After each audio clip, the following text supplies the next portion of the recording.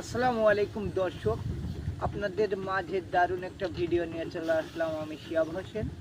দেখতে পাচ্ছেন আমার হাতে একটা বাইকুনুর জাতের আঙুরের চারা আছে।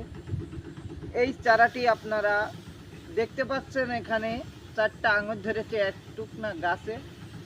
এটা হলো বাইকুনুর জাত। আপনারা যারা বসত বাড়ি এবং মাঠে আঙুর চাষ করতে চান, আপনাদের সর্বপ্রথম জাতটা নির্বাচন করতে হবে। আপনারা কি জাতের আঙুর লাগালে মিষ্টি হবে।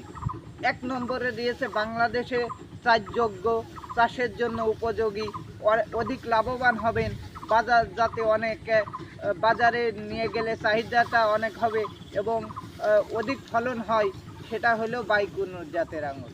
এই বাইকুনুর জাতের আঙুর আপনারা এখন কোথায় পাচ্ছেন? লোকেশন হলো ভাটপাড়া সোহাগ নার্সারি, ভাটপাড়া মহেশপুর, ঝিনাইদহ।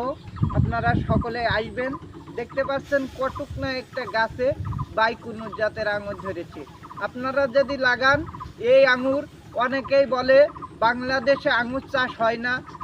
বাংলাদেশে আঙুর চাষ করা সম্ভব যদি জাতটা সুন্দর হয়, আঙুরটা মিষ্টি হয়।